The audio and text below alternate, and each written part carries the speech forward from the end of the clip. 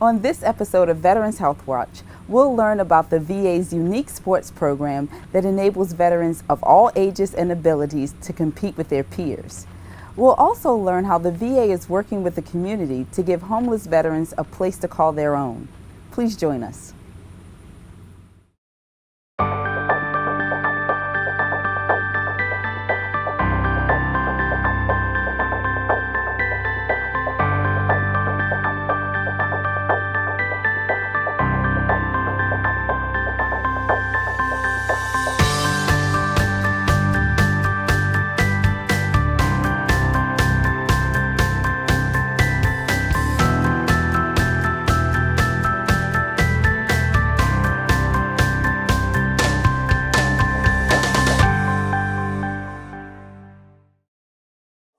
Welcome to Veterans Health Watch, a program sponsored by the VA Maryland healthcare system that provides the latest health and benefits information for Maryland's veterans, their family members, and the local community. I'm Kenya Griffin. America's veterans have a wonderful opportunity to train locally to compete in national sports competitions through the VA's adaptive sports program. We're here at the Perry Point VA Medical Center game room, and joining me is Janelle Howard, the Adaptive Sports Coordinator for the VA Maryland Healthcare System. Janelle, thank you so much for joining us. Thank you. So I mentioned adaptive sports program. Explain that to us. What does that mean? So adaptive sports is essentially taking any sport and modifying it so that everybody with different levels of physical abilities or disabilities can play, like taking the rules and shortening the rules or giving them adaptive equipment. Okay, and we mentioned that our veterans compete in these adaptive programs, so yes. we'll get into that a little bit later about what makes them eligible for the programs. Okay. But tell us about the benefits of competing or training locally and then competing nationally in these programs. Well, the benefits are endless. I like to think the VA is taking on a whole health project, and so the veterans who compete in these different adaptive sports are able to engage annually, year-round. So we go to the competitions, and as soon as we get back, we reevaluate and we just start over. Mm-hmm. And so you say you go to the competition, so we'll talk about training here. Yes. Because I know it's not just, let's hop on a plane to go to the competition. There's a lot of work to be done here. Tell us more about some of the national games. So we recently came back from the Golden Age Games, where we took several veterans who went out and participated, and these veterans are 55 years of age and older. And we competed in 17 different events, going from bowling, bocce, horseshoes, cycling, table tennis, just a full gamut. And that's the Golden Age Games? That's the Golden Age Games. What are some of the other national games? There's 6 national VA events. There's the Golden Age Games, there's the National Veterans Wheelchair Games, there's the National Veterans Golf Tee, this is the Disabled American Veterans Winter Sports Clinic. There's the National Veterans Summer Sports Clinic, and also the Creative Arts Festival is encompassed within that program. So who's eligible to participate?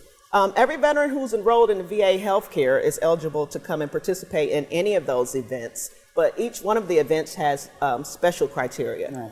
Right. If you're going to the wheelchair games, of course, you have to be a wheelchair user. Golden Age Games, you have to be 55 years of age or older.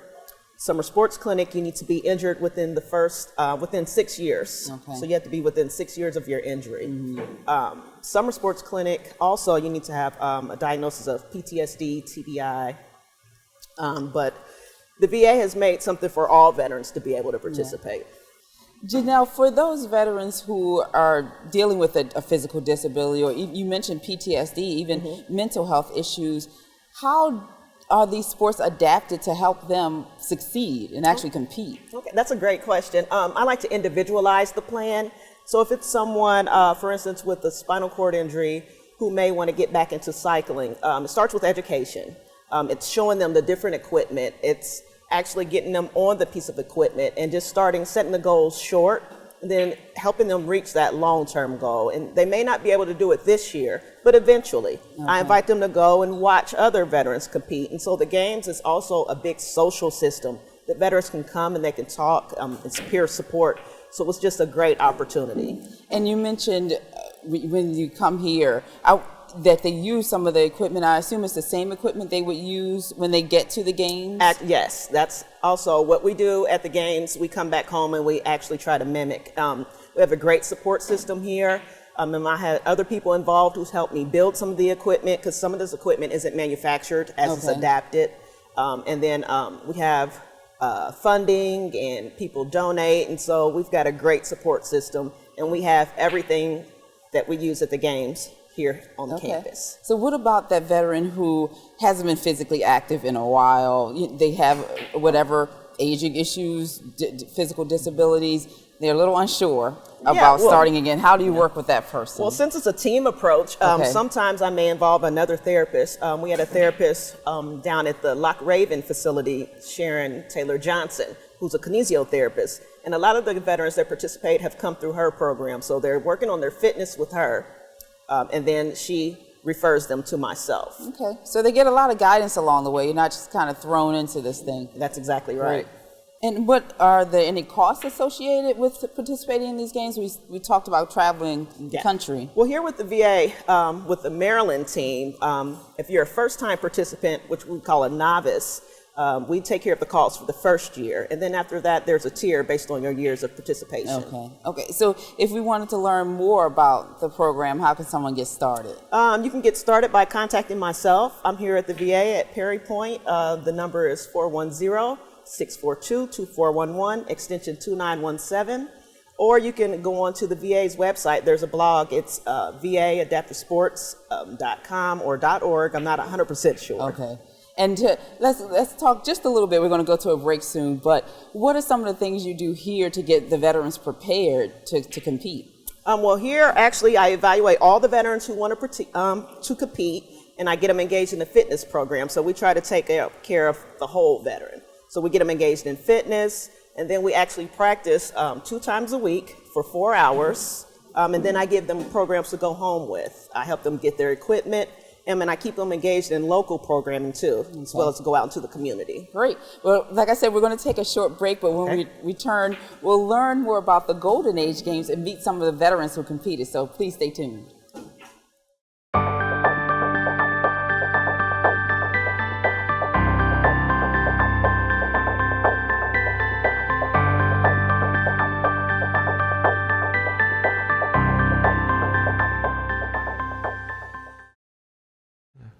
I think one of the exciting campaigns that the VA Maryland healthcare system has embarked on is the TeleVet campaign.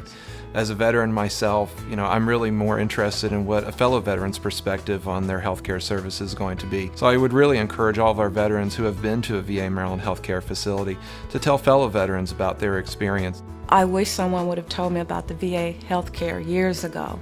If you see a veteran, ask them if they're using VA healthcare. Make a difference. Tell a vet.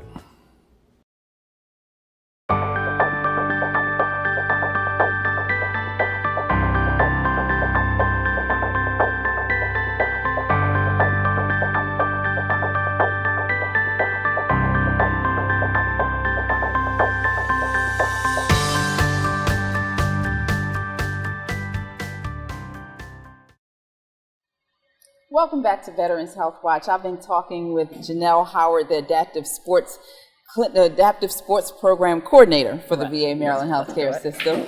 And joining us is Miss Odessa Scott, who is one of the adaptive sports athletes. Thank you so much for joining us. You're welcome. Janelle, I know you and Miss Scott recently went to a national game with our veterans from Maryland. Tell us about that. So we traveled to Albuquerque, New Mexico, and participated in the 2018 National Veterans Golden Age Games. I know you did more than participate. Well, we actually came back with a couple of winners on the team. And some of the medals I know are yours, Miss Odessa. Tell us about your categories that you competed in. I competed, I got a medal in second place horseshoes, second place air rifle, and third place shuffleboard. Not bad. And so what made you interested in the games? How'd you get started? I started off at the VA Loch Raven in the MOVE program. Met a lady there that said Sharon Taylor Johnson was looking for a pool shooter. And of course that's me. So so I ran right up there and joined it. I mean, I didn't know everything else that went with it. Just that I was going to shoot pool. Okay. And then I get involved and find out that there's 16, 17 other different things you can do. Mm-hmm. So, knowing me, I'm going to try to do all of them before I'm finished. So I got in the program, went to Biloxi last year, and then Albuquerque this year. Okay. Did you participate in the Golden Age Games last year? Yes, I did. Okay. And that was your first That's year? my first year. Okay. And so, being a woman, a veteran, a lot of women don't even self-identify as veterans. What has it been like with you or for you to compete with men and predominantly men in the games? I love it because I like beating them. I mean, I tell them, I want them to try to beat me, because it makes me better. And of course, I talk a whole lot of trash while I'm playing. It doesn't matter what the sport is, I'm talking it anyway. And even when I lose, I'm still talking. And to me, I've noticed that it motivates some of the guys. Some of them will leave and say, I practice all week to come back just to beat you, and I get that all the time, and it's good. I love it because I am competitive like that. Yeah. Of course, I still beat them, but. Yeah, of course. And you mentioned that you already played some other sports. You played pool, but you didn't know everything that was involved in the program. What else have you learned, or what skill did you improve on since joining? I had never heard of National Golden Age Games. I mean, I was just discovering the MOVE program. So then I said, there's something else. There's a lot of veterans that don't look into what's out there. And I was one of them, And a lot of the things you hear word of mouth, because I'm not one of them online people. So just people talking and being around the veterans that were in the MOVE program. They sit around after it's over and they talk. They might stay 2-3 hours after it's over, just talking. And that socialization is what got me here. And that's what I was going to ask you about next. Beyond the physical benefits of the game or of the games, what other benefits did you get? But you kind of went into that. I want to learn more about the physical benefits for you. You played some sports before. How did the competitive nature or just the physical activity help in your overall health? Well, I have problems with aching joints, this, that. And the more I keep them moving, the better I'm going to feel. So that's why I try to get involved with everything. I don't do too much fast running or things that would, because I have a back problem. There's too many problems to name. But anything that can keep those things active so that you're not sitting home just doing nothing with your time, and they had something somewhere that you could probably do every day. Yeah, and Janelle, I'm sure you can attest that as a professional, what benefits do you see in these programs for our veterans? Well, aside of the guys training throughout the full year, they're working on their nutrition so that they can keep their weight down. They're keeping their joints moving. They're setting their sights on new events. I'm trying to get Miss Odessa engaged in some of the javelin. She practiced that and was fairly good at it. We're competing regionally, actually, with some of the other VAs within our VISN so that we can keep the competition going throughout the year. And also having Miss Odessa dust off her basketball skills. I knew there was something else there. It's funny she mentioned that javelin because that's just something I did on a whim. I didn't know I could throw one. But then it was the furthest throw for the female that day. So now, we got to get you on the team. You have to bring back another medal. Got to look into that. And you mentioned talking to the veterans and encouraging them. So you're already recruiting more veterans to participate. So what would you say to a veteran who is a little hesitant in considering the games? When I have talked to them about Biloxi and Albuquerque and what we did and the fun we had and meeting 1,000 veterans from everywhere talking about any and everything, and the people that were on my pool team that's not connected with the VA, like Chuck, and I'm telling him, well, this is what we did, and that's all you got to do is go do what you do. Yeah. And so that brought him in, and then I've got a cousin that's trying to come in. I'm trying to get some females. It's hard. Yeah.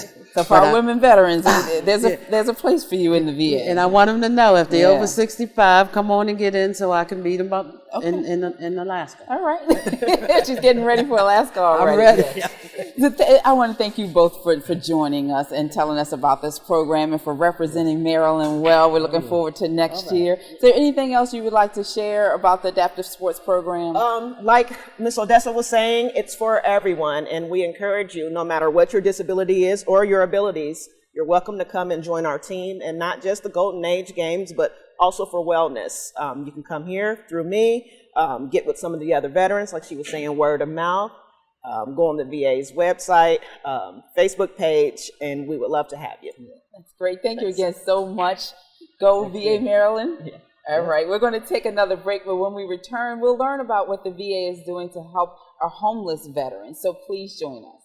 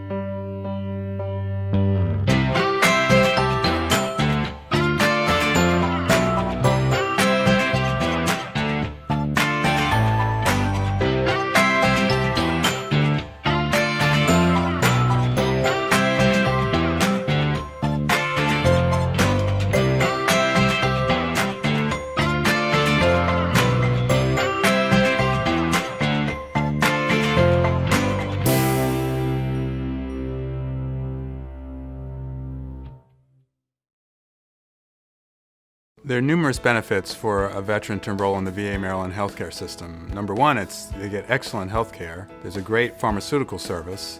They have specialists in all of the areas and use cutting-edge technology. And we have a very good electronic medical health record. You can keep your current provider as well as come to the VA. For our veterans, no matter whether they live in Central Maryland or Eastern Maryland, our clinics are conveniently located to where they live throughout Baltimore and the Eastern Shore. The fact that there are other veterans here that I can talk to and share common experiences with. The amount of medical attention that I received has been excellent. The VA Maryland healthcare system is your VA. It's America's VA. It's the veterans' VA. Since I've enrolled at the VA, it has been a great decision, and I encourage every veteran to enroll. They will not regret it. The telephone care line is available 24 hours a day, 7 days a week. If you've got a question about medication, diabetes, your diagnosis, any concerns, you can always give us a call. People want to hear a live voice and not the machine. We're always there to answer your questions. Give us a call. 800-865-2441 and press 1 to speak to a nurse. 24 hours a day, 7 days a week. A nurse is happy to help you. Welcome back to Veterans Health Watch. We're here on the Perry Point VA Medical Center campus at the Help Veterans Village. Joining me to talk about the services we have for our homeless veterans is John Cloud, the Homeless Veterans Program Lead. John, thank you so much for joining us. No problem at all. So John, it looks like we're in any town, USA, on the porch of any house, but we're at the Perry Point VA Medical Center. Tell us about the Help Veterans Village. The Help Veterans Village is essentially 75 project-based HUD-VASH voucher program. That's located, as you mentioned, on the Perry Point campus, which is obviously great for access to care for veterans. Essentially, what HUD-VASH is at its core is a case management program. So it's a little different simply because this is the first project base that we did. So this is a partnership between the VA, HUD, obviously, and Help USA. So case management. The VA case management provides case management. HUD provides the subsidy for the voucher, and Help USA is the landlord. It's been great. One of the eligibility criteria for this program is 1, that you're homeless, 2, that you're VA healthcare eligible, and 3, you cannot be a lifetime sex offender on the registry. So everything else we accept. And you mentioned HUD as one of the partnerships, and for those who don't know, that's the Department of Housing. Yes, yeah. HUD Department of Housing. And we knew that this project took a community to make this happen. Every bit of a community. Yeah. Great. It's been a great partnership between us. It's been a great partnership with HUD, Help USA, the governor, obviously, Larry Hogan, Delegate Hornsberger, a lot of community programs like this the veteran service organizations throughout the community.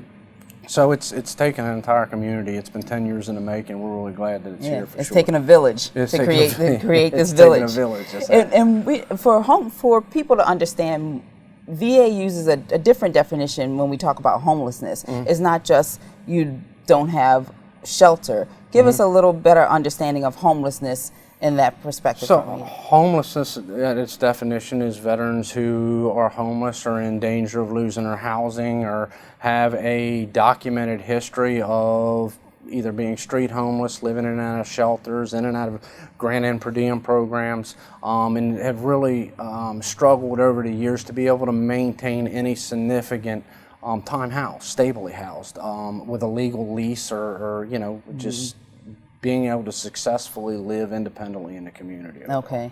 Thank you for clarifying that for us. No problem. And we know that homelessness has been an issue, especially with the veteran population. Help us put it in perspective about how many homeless veterans are in Maryland. It's really difficult to put a number on it. Okay. For us, homelessness, or at least for me, homelessness is a healthcare issue.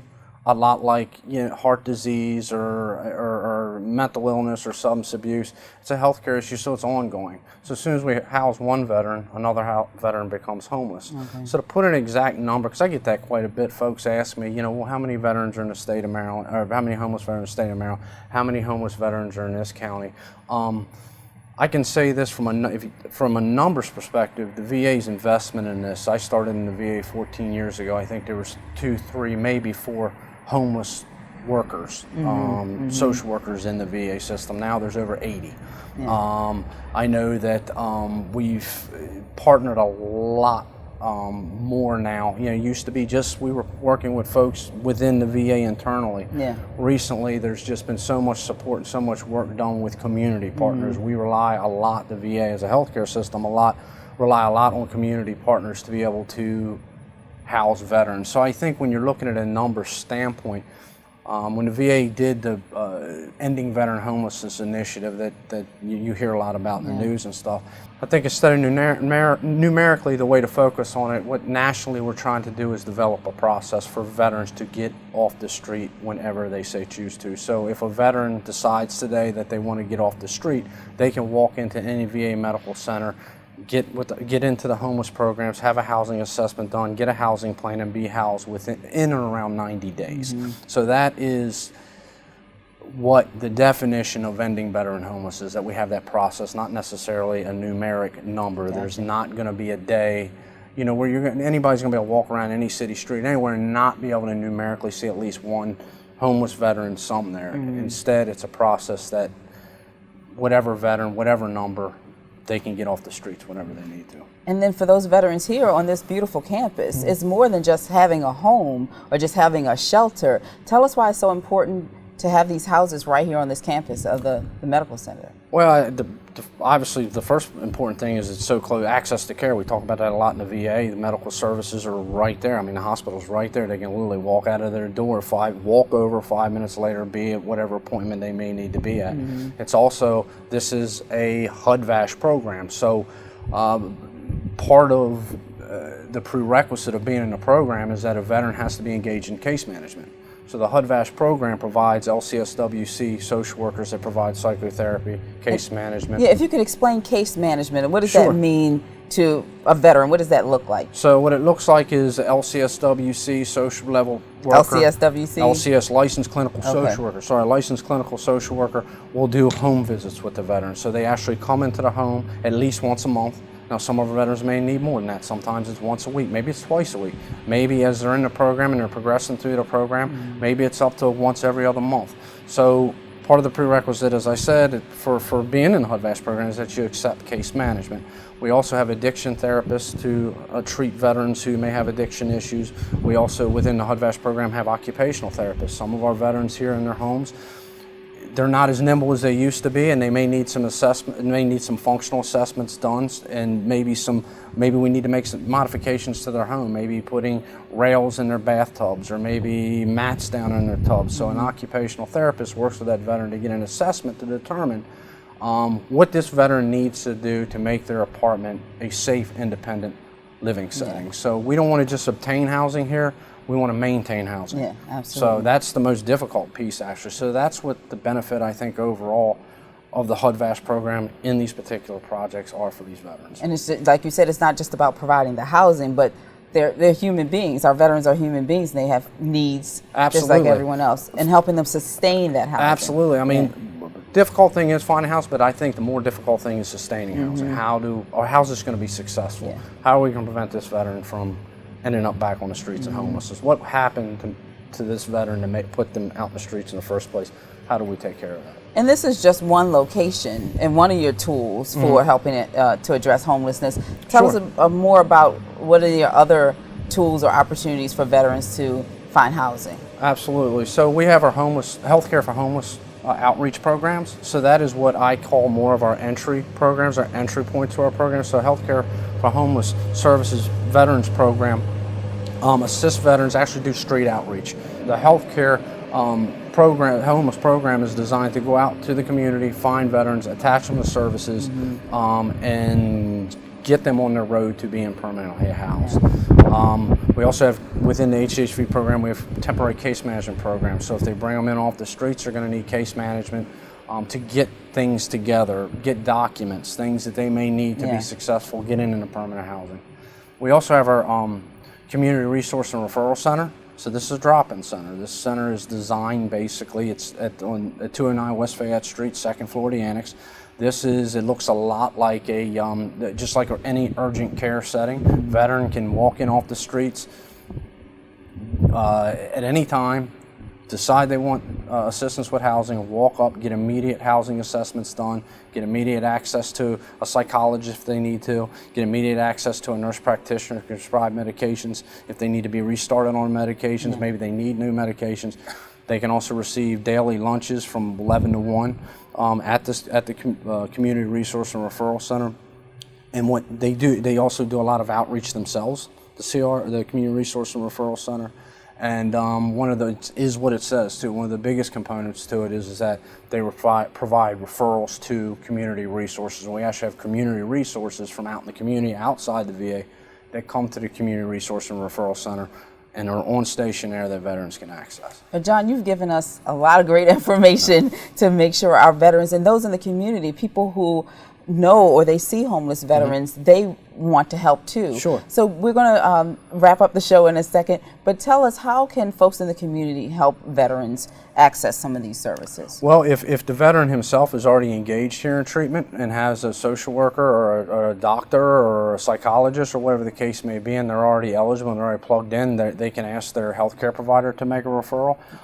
They can also reach out if they're not eligible or they're not connected. They can reach out to our Healthcare for the Homeless program. We'll send somebody out to make sure that we can get them and bring them into services. They can also come down to the walk-in clinic at any time, walk in and receive services right then and there. Housing assessment, the whole 9 yards. So. All right. Well, thank you again, John. Thank you for what you do for the veterans, and thank you for taking the time to talk to us today. Thank you. I appreciate it.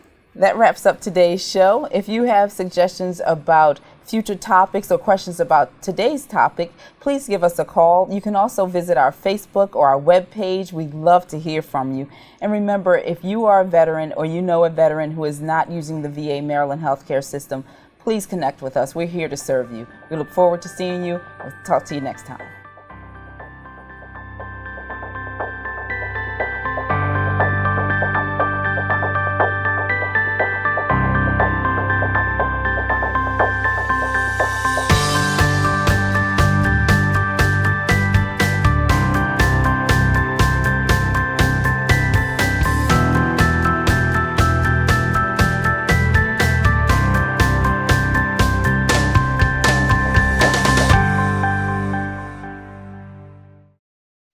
Tonight, nearly 40,000 veterans across the country are homeless.